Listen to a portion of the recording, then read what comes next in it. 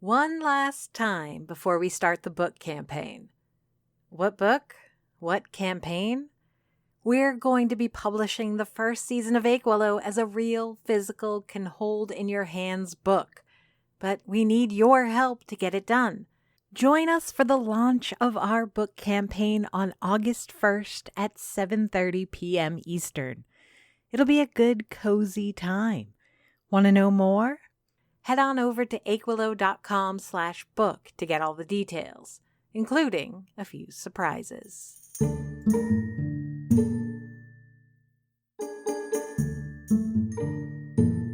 Aquilo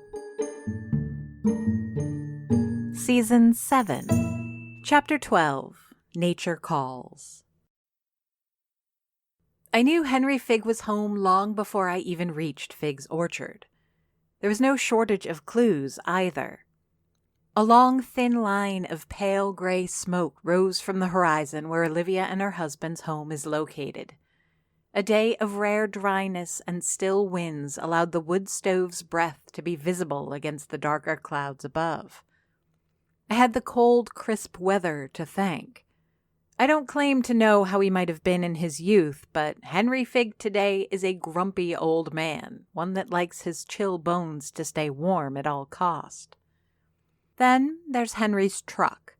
The old beat-up pickup is the only means of transportation Henry would be seen using. His wife's powder blue sedan had been deemed too dainty for his taste, and he'd once bragged that because the truck had a manual transmission, it made it harder to steal, since kids today don't drive stick. It was my pleasure to disabuse him of this illusion by pointing out that driving a manual transmission isn't that hard, and the internet has plenty of videos to teach the whippersnappers how it's done. I did reassure him, however, that there were plenty of other reasons why no one would steal his truck.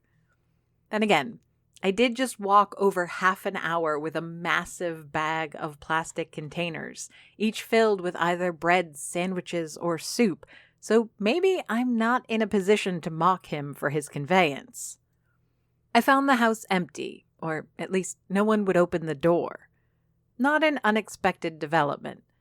During the long minutes while I drew close to the Fig residence, I had plenty of time to contemplate why Henry wasn't in Montreal. It's not impossible that he simply got sick of being in the big city. The metropolis isn't a place for someone like Henry. The sounds are too loud and never end. There's no place to escape the constant light. And worst of all, there's the inescapable presence of people swarming every street corner and fast food restaurant. There's also the consideration of finances. I can imagine Helen Edna counseling that Henry's presence served little purpose but to drain his bank account by staying in town. The Figs aren't doing badly. Their cider business didn't get hit too hard during the pandemic, and whatever business they lost has been regained twofold since. But there's only so much money to be sunk in hotel rooms and restaurant food, waiting for news that could take weeks to come. Finally, there's the likelihood that the orchard itself called Henry home. The apple and pear trees have demands of their own, not to mention whatever gardening experiments Olivia has going on at any time of the year. Despite his gruff exterior, even a grump like Henry knows that this isn't the time to let what his wife loves fall to neglect. Regardless of the reasons for his presence, if Henry Fig cannot be found at home, sitting on his couch while ignoring the television, that leaves only one place for the man to be. Tired of carrying my bag, I leave it next to the warehouse door, after making sure that's not where Henry chose to hide. My legs sore and my arms tired, I stuff both hands in the pockets of my overalls, glad for a little warmth. In less than 2 months, summer will have put a claim on this part of the world, and with it, atrocious humidity and blistering heat will sweep through Aquilo. Enjoy the cold, I want to tell myself. It's a luxury that won't last. The Figs' orchards are deceptively large. From the front of their house, obscured by the maples and evergreens that pepper the rest of the property, it looks like there's a small but unassuming forest. It's only once you step through the first of the apple trees that the full scale of the operation hits you. Rows upon rows of them, from Cortland to Gala and Honeycrisp to Granny Smith, they go on as far as the eye can see. If one knows where to look, they can even find Olivia's stash of strawberry bushes. And far to the back of the property are the pear trees. By the time the mind stops reeling at the number of trees, it's already too late. If you don't know where you're going, you're likely lost by that point. Your only option is to follow a row and hope it takes you back to the house. Somewhere in this organized chaos, I should be able to find one Henry Fig. Eyes keen and ears perked, I wait for any sign of the man and his labor. Careful, I step lightly so as not to obscure any sounds he might make. My head on a swivel, I struggle to catch a glimpse of his red flannels through the branches, thankful there are no apples yet grown to make my job more difficult. In the end, it's my nose that tracks him down. Like a dog catching a whiff of raw meat, I catch the scent of freshly turned soil, followed closely by that of old ashes and burnt wood. "Follow your nose," I mumble to myself to the tune of an old cereal commercial. It takes a few minutes, but I manage to track him down. When I find him, Henry is leaning on a shovel next to a wheelbarrow. He looks old and frail from this point of view. His flannels and denim rest on his shoulders like they would on a scarecrow. Of all the things this man has stood against, from monsters I've met to legends only heard of, this is what it took to bring him down. "Should have cleaned this up last fall," he says, too loud for it to be to himself. "But it kept raining. It's always raining these days. Have you noticed?" I walk up next to him, careful to keep a respectful distance. I like to think that Henry and I have gotten close, but no level of friendship gives someone permission to stand near Henry Fig without invitation. Unless we one day have to kill someone together, I doubt we'll ever get to that level of friendship. "I brought you some more food." He nods, more than enough thanks, but his eyes and attention remain on the patch of freshly dug earth at his feet. The color is unmistakable. Whatever was here was burnt to ashes. Gray-black chunks of wood peek out from between lumps of salt and pepper soil, betraying events of seasons past. "She was trying to grow an aquilo tree," he says, without any of the mystery and avoidance that usually couches the topic. "Foolish woman. I have it on good authority that there's no such thing as an aquilo tree." With a grunt, Henry Fig picks up another shovelful of ash and dirt, piling it atop the mound in the wheelbarrow. He sniffs and wipes his nose with his sleeve. Glistening snot shows that it's not the first time today. "God willing, there never will be again. Takes a lot of suffering to grow one of those. That's what Olivia didn't get. Just how much pain an aquilo drinks." There's a fire burning at the back of my mind, consuming my brain with scorching questions that I can't ask. No one has ever been this forthcoming with information about the elusive aquilo tree. What is it? Did it really exist at some point? What were they used for? Yet here I am, the interior of my skull boiling like a pressure cooker with no answers to serve as a release valve. I had my doubts, of course. I found the strange tree that Olivia was growing on this very spot a couple of summers ago. When I asked her about it, she dodged the question. Then later, when I came to find it again, it had been burnt to a smoldering twig. It's not just that there's no such thing as an aquilo tree. There are those who actively oppose their existence. And I'm standing next to one of them. "How is she?" I ask, apart from foolish. Henry frowns, both unhappy with the question and struggling to put his answer to words. He's not a man that speaks often, and certainly never pointlessly. Choosing words is part of his character, but when those fail, he has no platitudes to fall back on.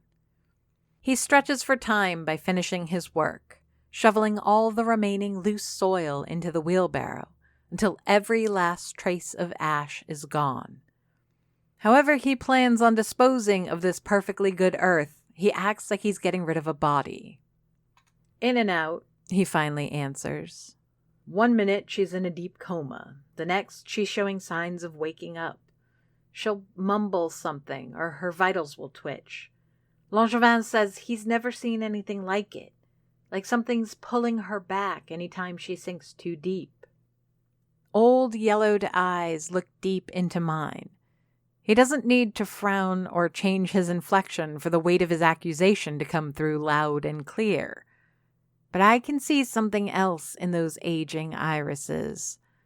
There's a softness to his brow and an insistence to his tone, and maybe it's just wishful thinking, but I could swear I see gratitude.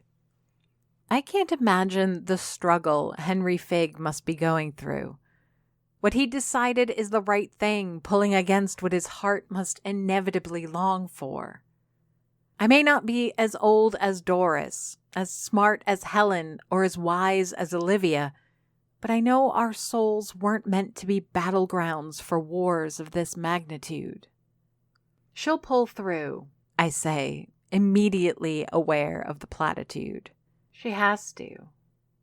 With a grunt, Henry lifts the handlebars to the wheelbarrow. The weight of his cursed labor pulls at his arms, forcing him to square his shoulders. I can see the silhouette of the man that once stood between me and a vampire.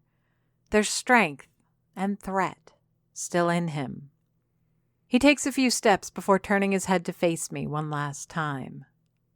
"That isn't for either you or me to pick. No one needs a Dufour or a Fig to go about messing with things beyond our reach. There are greater powers at play." I have no answer, and Henry doesn't wait for one either. Before long, he's gone between the rows of apple trees, and if I'm not mistaken, he'll be heading to the back of the orchard where the pear trees grow. Soon, I'll have to make my way home. I'm sure Henry can find the bag of food on his own, and I left instructions on how to prepare everything with it. Before, though, there's one last thing I need to take care of. I pull the pilvis seeds from my pocket, selecting the plumpest, greenest of the bunch, scrutinizing it for any crack or damage. "There sure are, Mr. Figg. There sure are." One thing I miss about cooking school, above my friends and the opportunities a diploma would have offered, it's the equipment. While the Institute wasn't my first choice, I had my eye set on the Cordon Bleu in Paris, it still boasts an international reputation as a top culinary school. Between the teachers, a few of whom enjoy world renown in their field, and the curriculum, the Institute is an enviable place to study. Being smack dab in the middle of a culturally diverse metropolis certainly doesn't help either. Under these conditions, it's no surprise that the Institute has gear and installations that would make any aspiring chef salivate. There was everything you'd expect, like industrial ovens, a plethora of pots and pans of every shape and size, and gas ranges as far as the eye can see. But there were also chocolate tempering machines, massive pasta mixers, food spray guns, and any number of other specialized tools made available to us during school hours. Which, if you're an aspiring chef with delusions of grandeur and something to prove, are far too few to satisfy. The smart move would be to negotiate with the school and teachers to be allowed a few extra hours here and there during the semester. After all, what educator wouldn't support a student hungry for further learning? But that's not how 17-year-old Miriam's mind operated at the time. I don't know what it was that had me convinced the answer would be a resounding no, but it was my assumption that I would never be allowed in the kitchens while class was not in session. Perhaps it was the burgeoning contention between Chef Gagnon and me. Perhaps it was the aversion to authority that came with the last few years of my teens. Either way, I never bothered to ask, but I also didn't accept an imaginary no for an answer. Which is why I broke in. Maybe that's not the right word for it. I didn't break a window or pick a lock or anything, but I was on the premises outside of allowed hours, using equipment I wasn't supposed to and stealing ingredients that were meant for classes. Operating under the rule that it was easier to beg for forgiveness than ask for permission, I decided to hide in the washroom until everyone had gone home. Then, I waited even longer, giving the custodial staff enough time to clear the entire floor where I was to do my cooking. They didn't catch me, at least not on the spot.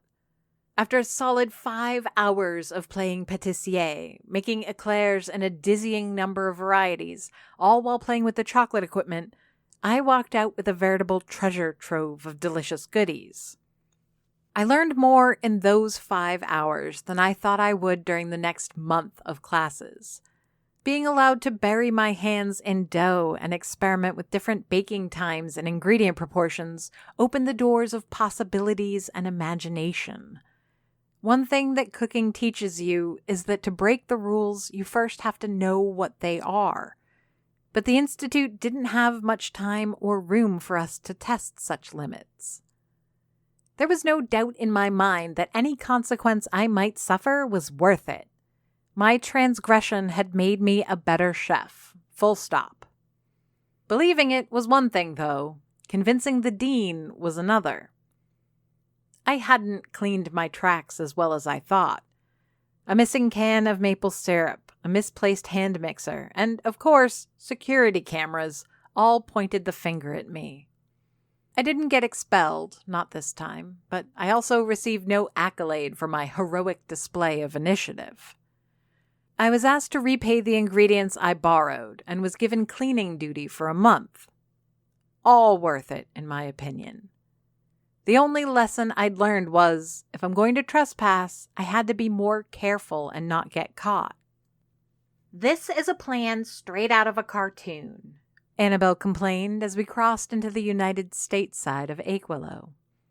We traveled under cover of darkness, though none of us dared take full advantage of the shadows. Instead, we hopped from one island of streetlight to the next, trepidatious as children about to get into mischief. Which, aside from a few legal technicalities, wasn't far from the truth. "Are you complaining?" I asked. "I thought this would be right up your alley." "What? It is. I'm loving this. I'm just making an observation." "Could you make it more quietly, though?" The words of caution were from Pete. Her head had been on a swivel since leaving the Aquilo Cafe. This would have been a familiar path for her to walk, and she must have been on the lookout for any change to the landscape. There were still traces of the vengeful Petunia from this morning. The mission hadn't changed. But having the reality of what we were about to do go from theory to tangible reality cooled her enthusiasm. A gust of cold wind swallows our words, flying away to regurgitate them where no one will hear. The frost in the air finds its way into the sleeve of my jacket and inside the collar of my sweater.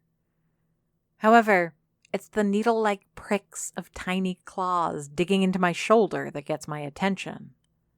"Ow! Careful!" The fourth member of our crack team of burglars hisses in my ear in response, pushing those claws even deeper through my jacket, sweater, and skin. She's not happy to be here, but won't let go either. Brioche doesn't know why she's being taken clear across Aquilo and far from her home. Nor does she understand the nature of our purpose. However, she is arguably the most important part of our team. Without her, this heist would be a bust. The Cool visits us a few more times, making desperate attempts to dissuade me and my friends from our folly. When my hands get too cold, I stuff them in my pockets.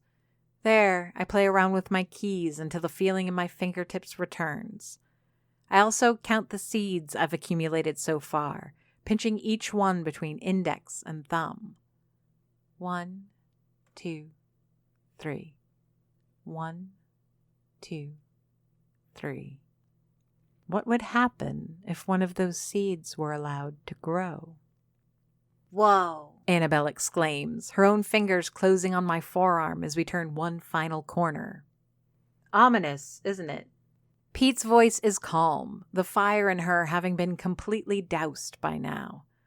The smoking embers replacing it have a different flavor of assurance to them. She's no longer excited by the prospect of exacting revenge on the Pilvists, but rather she's become resolute to an almost insidious level. Never saw the damn place at night, Annabelle answers. It's downright spooky. The Pilvist house, already dark and gloomy under the sun, takes on a positively sinister air. The black silhouette barely traces an outline against the dark sky.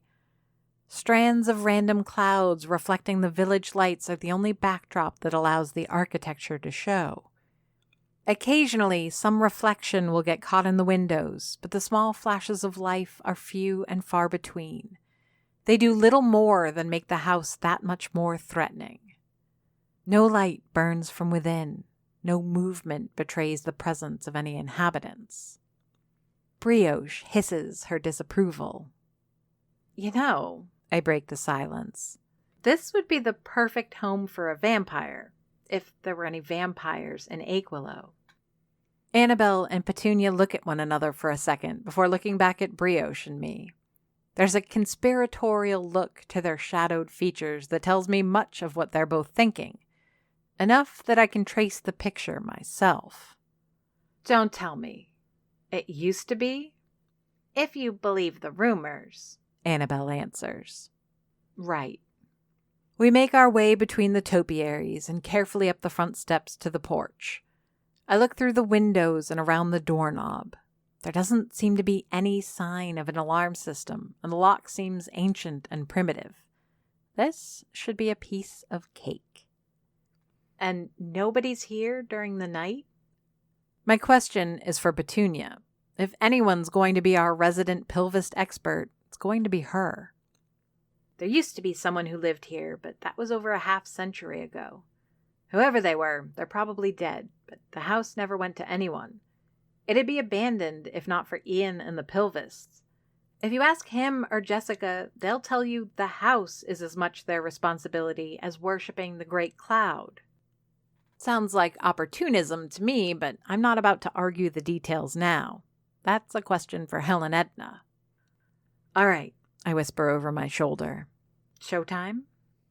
Crouching down, I sit on my ankles so as to be eye level with the doorknob. It takes a moment for Brioche to understand what I expect of her. Words don't make it through the language barrier, and I have to rattle the handle a few times before the message is received. The little raccoon lets out a sigh. Though I may be anthropomorphizing her natural breathing, it sounds like exasperation. Don't worry, I say. You'll be well compensated when we get back to the cafe. She pauses to hiss at me as if the terms of our transaction were already understood, and now I'm just being a bother. My precious little Brioche works fast, making quick work of the old lock. Before we have time to get any colder, the barrels click into place and the deadbolt slides out of the doorframe. Like a show-off, the raccoon then struggles to turn the knob until the door creaks open by an inch or two. Even with such a small crack to the interior of the old Pilvist house, the smell of old wood and antique carpeting finds its way out. I reach into Annabelle's canvas bag and pull out the flashlight we brought with us. Saying a little prayer to whatever god holds dominion over dollar store electronics, I flip the switch. Blinding LEDs shatter the darkness, like lightning let loose through the house's foyer. Ladies, I announce, pushing the door so it's completely open. Shall we set a goddess free? We came to the Pilvist house with half a plan. Like building a house with the torn pieces of a blueprint, we expected to improvise the rest once we got to it. History is full of situations where people made up the plot on the spur of the moment. Isn't that what heroes are made of anyway? No one sets out to save the victim of a mugging or perform CPR on an octogenarian at the grocery store. It's when the situation is made real that the solutions materialize. The three of us hope to tap into that. Not that we came entirely unprepared. We can focus on the part of the plan that's missing, but there are pieces of the blueprint to fall back on. Pieces that I carry in my bag with me right now. Pieces whose weight I feel as I sling the strap back over my shoulder, relying on it for comfort. The house goes dark as Annabelle closes the massive oak door behind her. There's barely a click of the deadbolt, yet the sound seems thunderous in the absolute darkness. Funny how, despite every crumb of evidence showing us the house is empty, being plunged into this black shadow makes it feel like we're surrounded by the residents of this grand manor. Maybe we are. This wouldn't be the first big, expensive house haunted by ghosts in Aquilo. All right, Pete says, a tremor in her voice. Let's get this over with. Every minute I spend here is a minute I'm going to regret tomorrow. The flashlight's powerful LEDs burn a path through the darkness and splash onto the walls like a star thrown at the wallpaper. Portraits and chandeliers are illuminated, brought to a different life now that the sun no longer filters through the windows. The faces on the walls look familiar now. The eyes of this man remind me of someone I can't place. The smile on a woman, curled into a haughty grin, calls back to a night during which I almost lost my life. Apart, none of these people mean anything to me. Together, their gestalt appearance brings back memories I'd almost rather forget. Come on, Miriam. Annabelle pulls at my sleeve. The faster we get started, the faster we can be out of here. Petunia walks blindly through the house, every step taken with the confidence of someone who spent hours, if not days, wandering these halls. Even without light to guide her way, she bumps into no doorframe, trips on no furniture. Who keeps this place clean? I ask. I mean, it can't just be Ian and Jessica. Nah, Pete answers as we walk down a large corridor. The Pilvists all pitch in to do the upkeep, all part of giving back to the cult. That and a healthy portion of your earnings. Weren't you given chores when you joined up? I point the beam of light at the back of Petunia's head, hoping to see her turn around with a mocking grin on her face. Lacking that, I have to assume she's being sincere. I haven't joined up, at least not officially. Yeah, Annabelle says, passing me. 'Cause we got to you in time. There's a dozen things I could say in response to her, but I know better. Watching the two of them dig deeper into the Pilvist mansion, I study how different they are. In many ways, they're cut from the same cloth. Same age, same school, same town growing up. They share a list of experiences that I've only begun to understand myself. They even have the same manner of savoring life. But where Annabelle is one to hold on to grudges and jump face first into a dark lake for vengeance, Petunia is more calculating. The first has more fuel to burn as a result of the second's pain. Meanwhile, Pete is content to sever whatever limb offends her and cauterize the wound with that same flame. We arrive at the dining room. The light in my hand is swallowed whole by the size of it. Even the powerful LEDs struggle to make it all the way across to the opposite wall. A long white line of light traces itself over the surface of the varnished table that dominates this place. Here, now, in the dead of night, the wooden table seems as still as it should. There are no ripples, no waves or shivers, only the grain and knots that give it texture. I place the flashlight on the table, facing the ceiling in the hopes it will give us the illumination we need for our task. Instead, the light is refracted through the crystals of one of the chandeliers, speckling the walls like a cubist disco. Adding to the surrealist chaos, each of us looks like we're telling scary stories around a campfire under the odd light. Brioche holds on firmly to my shoulder, digging her claws into my skin. I want to reassure her, tell her that everything is fine, but I'd be lying. Unpacking my bag atop the dish cabinet, I feel the mounting dread of what we're about to attempt. Not since playing with a Ouija board at my friend Melissa's 11th birthday sleepover have I felt this trepidation about a ritual. And this time, I know demons and ghosts to be real. All right, I sigh. here we go.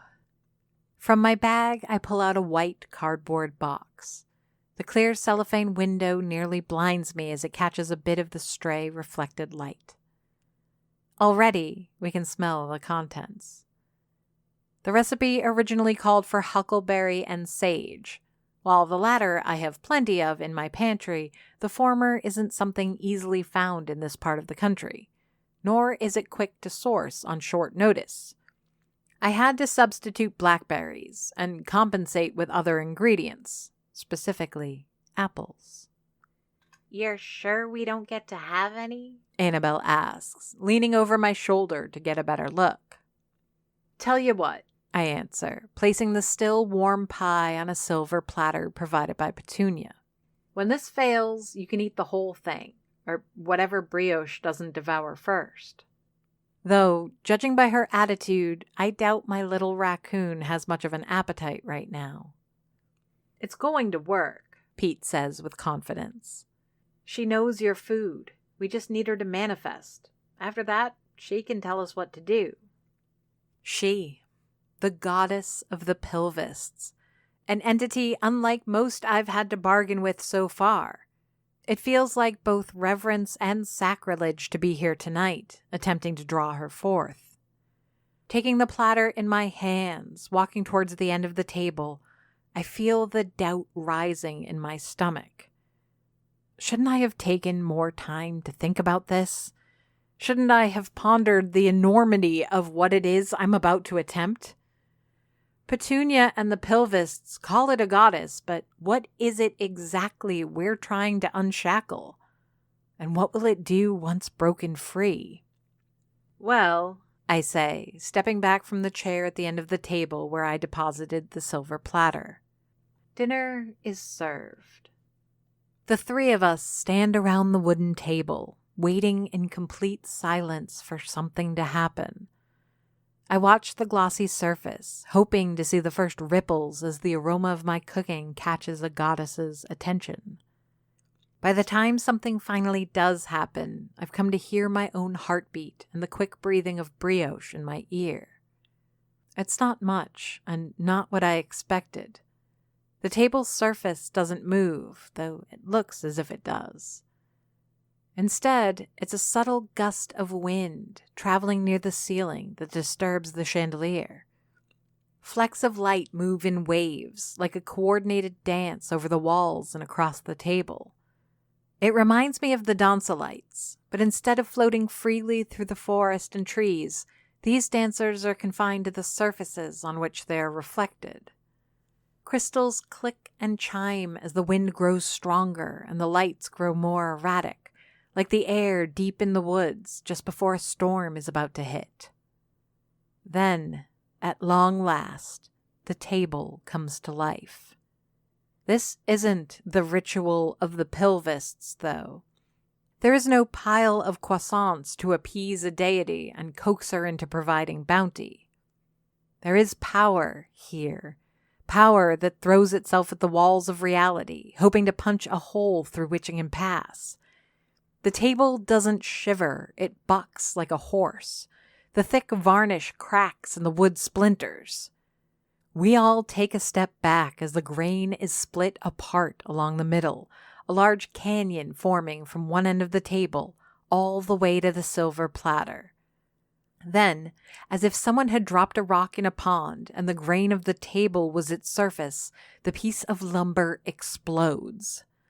Vines, thick and thorny, erupt from under the silver platter, throwing the pie and plate into the air.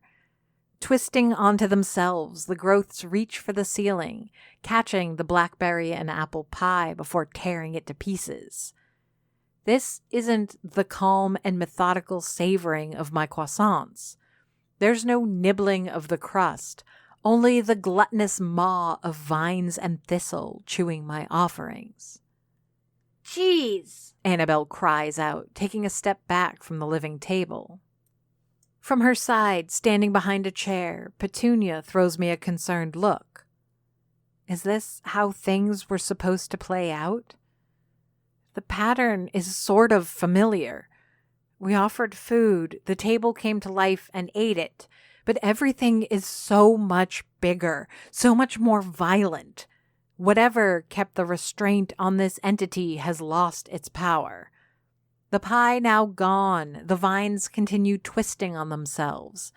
I can see a bit of filling here and there, oozing from between the tendrils. Before our eyes, this nest of living wood grows. Branches reach up from the table, winding their way to cradle the mass of plant life. Roots sprout from the table's legs, slithering on the ground, digging into the floor, and ultimately creeping up the walls and doors. The whole spectacle stretches into minutes. All the while, the flashlight struggles to remain upright, and the chandelier keeps spinning its light across the room. When I turn back to look at the head of the table, I see that nature has kept taking its course. The table, now little more than a shamble of branches, leaves, and vines, has become a cradle for an enormous bulb. It looks like the seeds the Pilvists eat after each ceremony, but much larger and still growing. Petunia seems absolutely terrified, and judging by how she looks at me, I must give off the same impression. All three of us look back at the door from whence we came, but that point of egress is no longer an option. The large, tall windows that line the exterior wall of the dining room can probably provide an escape, but just as I'm about to suggest we shatter one and run, the wind stops. The growing of the vines stops. The table goes dormant. After another long pause, all the leaves that now fill the room and cover the table begin to wilt. Their color darkens as they each curl upon itself, eventually falling from the branches. In turn, the vines shrivel, drying into twigs that break and fall to the ground. As with all of the Pilvist rituals I've seen so far, the table seems to be struggling to go back to its original form. This time, however, it lacks the energy to finish the job. While all the new growth withers and dies, the cracks and splinters show no sign of mending, nor does the massive bulb look like it's about to dry up and crumble. Instead, it pulses, following the rhythm of a heartbeat. The worst seems behind us, though it'll be interesting to see how I explain all of this to Ian. Seems our experiment didn't yield the results we hoped for. I open my mouth, ready to offer some words of comfort to my companions when I'm cut off. The voice sounds like cracking wood and rustling leaves. It's the sound of every season at once. Cold, warm, awake yet sleepy. And it's coming from the head of the table. Oh, what admirable audacity. Aquilo is written by J.F. Dubow and narrated and produced by me, Amy Frost. If you enjoyed this podcast and would like to hear more, please rate and review us on Apple Podcasts or your preferred podcast platform. Want to support the show? Buy us a coffee. Go to ko-fi.com/Aquilo to donate. Aquilo has a Patreon. Visit patreon.com/Aquilo for details. Follow us on Facebook, Twitter, and Instagram under the username Aquilo.